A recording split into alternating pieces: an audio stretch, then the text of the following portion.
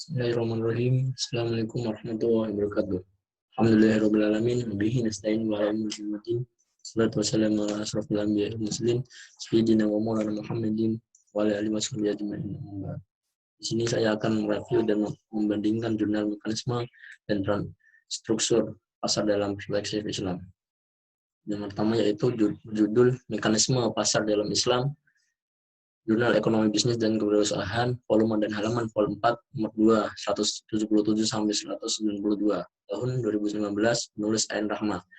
Jurnal kedua yaitu berjudul Mekanisme Pasar Perspektif Islam, Jurnal Ekonomi dan Bisnis, volume dan halaman vol 5, nomor 1, tahun 2019, penulis Abdul Ghafur. Reviewer Muhammad Najib Zaman, tanggal 19 Juli 2020. Pengertian pasar, jurnal 1, yaitu pasar adalah tempat bertemunya antara penjual dan pembeli melakukan transaksi barang atau jasa. 2, yaitu pasar adalah tempat atau keadaan yang mempertemukan antara permintaan atau penawaran untuk setiap jenis barang, jasa, dan sumber daya. Pembahasan jurnal nomor 1 yaitu dalam hal mekanisme pasar dalam konsep Islam akan prinsip syariah dalam bentuk nilai-nilai yang secara umum dapat dibagi dalam dua perspektif, yaitu makro dan mikro. Nilai syariah dalam perspektif mikro menekankan aspek kompetensi, profesional, dan sikap amanah, sedangkan dalam perspektif makro, nilai-nilai syariah menekankan aspek distribusi, pelarangan riba, dan kegiatan ekonomi yang tidak memberikan manfaat secara nyata.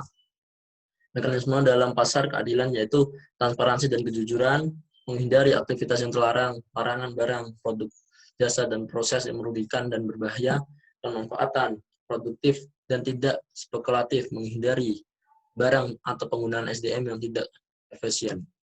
Menjelaskan pemikiran para tokoh terhadap harga dan persaingan sempurna. Pertama yaitu Abu Yusuf berpendapat bahwa masyarakat luas memahami bahwa harga suatu barang hanya ditentukan oleh jumlah penawaran saja. Yang kedua yaitu Ibnu Taimiyah berpendapat bahwa pasar bebas dalam bingkai nilai dan moralitas Islam. Yang ketiga Ibnu Khaldun berpendapat bahwa barang dibagi menjadi dua, yaitu barang pokok dan barang mewah. Kekuatan pasar dalam ekonomi Islam yaitu permintaan dan penawaran. Permintaan, faktor-faktor yang mempengaruhi permintaan ini yaitu harga barang yang bersangkutan, pendapatan konsumen, harga barang lain yang terkait. Penawaran, faktor dari penawaran tersendiri tercermin dari keuntungan yang didapat, dan yang menjadi unsur dari keuntungan ini adalah harga barang dan biaya produksi. Interferensi dan regulasi pasar. Dalam hal mekanisme pasar, intervensi dan regulasi sangat penting dikarenakan agar pemerintah dapat mengawasi, mengatur, maupun melaksanakan kegiatan ekonomi yang tidak mampu dilaksanakan oleh masyarakat. Menjelaskan distorsi dalam pasar. 1. Penimbunan atau ihtikar. 2. Penentuan harga, taksir. 3. Riba. 4. Tadlis. 5. Jual beli goror.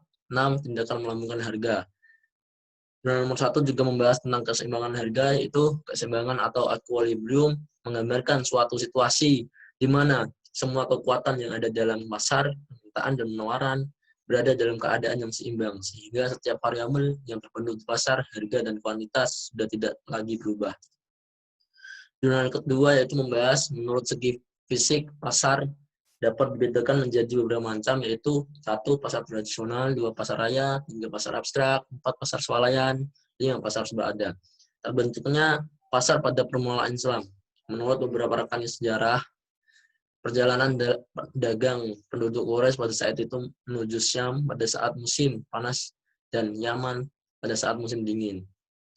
Perjalanan menuju Syam sekarang masuk dalam wilayah Syria, Palestina, Yordania, dan Lebanon, ataupun Yaman. Biasa dilakukan dalam waktu 3 bulan. Mereka melakukan aktivitas ekspor dan impor ke beberapa tempat di pasar yang menjanjikan transaksi pada zaman dahulu, yaitu Fumatul Jandal, Musafir, Sahar, Daba, dan Sir. Pasar pada masa Rasulullah. Rasulullah pada awalnya adalah seorang pebisnis. Rasulullah seorang pedagang profesional dan selalu menjunjung tinggi kejujuran. Beliau mendapat julukan Al-Amin yang terpercaya. Demikian pula Khulafaur Rasyidin dan sebagian besar sahabat. Pada usia 7 tahun, Nabi Muhammad diajak pamannya Abu Thalib melakukan perjalanan perdagangan ke negeri Syam. Dari sinilah ilmu perniagaan beliau diasah. Jurnal nomor 2 juga membahas mekanisme pasar dalam Islam. Mekanisme pasar berdasarkan hadis adalah bahwa adanya kebebasan pasar dalam menentukan harga. Harga bergantung pada pasar. Mekanisme pasar dalam Islam meliputi aspek teologis sampai sosiologis yang terangkum sebagai A. Pembentukan harga sangat dipengaruhi oleh penawaran dan permintaan pasar. B. Transaksi yang terjadi antara pedagang dan pembeli. C. Di suatu pasar yang adil dan tidak boleh ada intervensi pasar.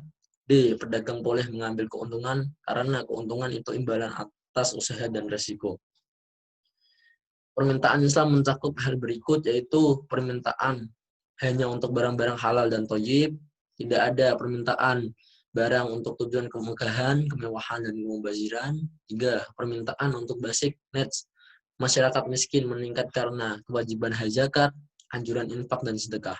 Penawaran Islam mencakup hal berikut, yaitu hanya barang-barang halal dan thayyib yang produksi diprioritaskan untuk memenuhi kebutuhan dasar masyarakat.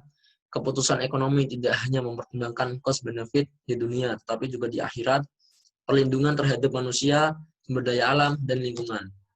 Dalam Islam, ketidaksempurnaan dan ditambahkan dengan beberapa faktor lain penyebab distorsi pasar, diantaranya 1. Rekayasa supply and demand. B. 2. Ba'i najasi. 3. Ihtikar. 4. Tadlis. 5. Talaki ar-rukban. 6. Gurban fahashi. Prinsip dasar pasar Islam yaitu ar-ridho, yakni segala transaksi yang dilakukan harus berdasarkan kerelaan antara masing-masing pihak. 2. Persaingan sehat. 3. Kejujuran. 4. Keterbukaan, dan serta keadilan. Pandangan ekonom Islam dalam segi pasar.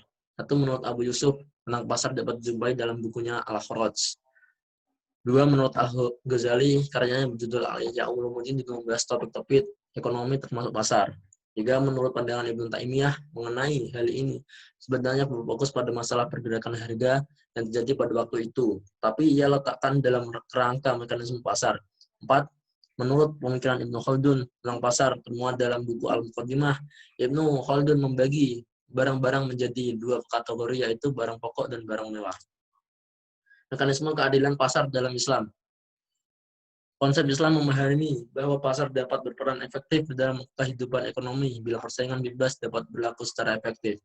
Teori harga dalam Islam melarang setiap bentuk pemerasan, baik dari pihak produsen maupun konsumen. Bukan saja pada dimensi duniawi, tapi juga bentuk ukhrawi. Untuk itu, maka Islam memandang bahwa mekanisme pasar setidaknya harus dapat 1. Menyelesaikan masalah ekonomi, produksi, dan distribusi. 2. Para konsumen berperilaku sesuai dengan ajaran Islam. 3. Campur tangan negara diperlukan sejauh bermanfaat bagi kepentingan banyak orang. Kelebihan jurnal pertama yaitu dalam pembahasannya sudah rinci dan juga disebutkan dengan tabel, rapi, dan baik dalam bahasa. Identitas dalam jurnal lengkap sehingga mudah untuk dibuat referensi. Jurnal 2 yaitu histori dalam pasar lebih lengkap dan lebih jelas, penjelasan mudah dipahami dalam kata dan bahasa dalam pembahasannya. Kekurangan jurnal 1 yaitu metode yang dipakai tidak dijelaskan. Jurnal 2 yaitu materi dalam pasar kurang lengkap dan hanya membahas perjalanan pasar dan menurut pandangan orang. Kesimpulan jurnal nomor 1 yaitu ekonomi Islam memandang bahwa pasar, negara, dan individu berada dalam keseimbangan ikhtisad. Tidak boleh ada subordinat, sehingga salah satunya menjadi dominan dari yang lain. Pasar dijamin kebebasannya dalam Islam. Pasar bebas menentukan cara-cara produksi dan harga. Konsep mekanisme pasar dalam Islam dapat dirujuk kepada hadis Rasulullah SAW. Dengan demikian, Islam jauh mendahului Barat dalam merumuskan konsep mekanisme pasar. Konsep mekanisme pasar dalam Islam selanjutnya dikembangkan secara ilmiah oleh ulama, mulai dari Abu Yusuf, Al-Ghazali, Ibnu Taimiyah, Ibnu Khaldun. Para ulama tersebut telah membahas konsep mekanisme pasar secara komprehensif. Mereka telah membahas kekuatan supply and demand. Kajian mereka juga telah sampai pada faktor-faktor yang mempengaruhi pasar. Dalam ekonomi Islam, harga ditentukan oleh kekuatan supply and demand. Jika terjadi distorsi pasar, maka pemerintah boleh intervensi pasar. Namun, ekonomi Islam menentang adanya intervensi pemerintah dengan peraturan yang berlebihan saat kekuatan pasar secara bebas bekerja untuk menentukan harga yang kompetitif. Kesimpulan jurnal nomor 2 yaitu pasar dijamin kebebasannya dalam Islam, pasar bebas menentukan cara-cara produksi dan harga, tidak boleh ada gangguan yang mengakibatkan rusaknya keseimbangan pasar. Tetapi pasar yang berjalan sendiri secara adil kenyataannya sulit ditemukan. Mekanisme pasar adalah bahwa adanya kebebasan pasar dalam menentukan harga. Harga bergantung pada pasar, walaupun demikian Islam tidak menganut harga berdasarkan pasar secara bebas. Islam akan melakukan intervensi ketika terjadi monopoli harga di pasar. Mekanisme pasar dalam perspektif Islam tidak hanya berdimensi sosial, tapi juga ada unsur teologis bahwa pasar dikendalikan dan diwasi oleh syariat. Mekanisme pasar dalam Islam meliputi aspek teologis sampai sosiologis. Demikian perbandingan jurnal dan review antara kedua jurnal. Apabila ada salah kata ataupun bahasa, mohon dimaafkan. Assalamualaikum warahmatullahi wabarakatuh.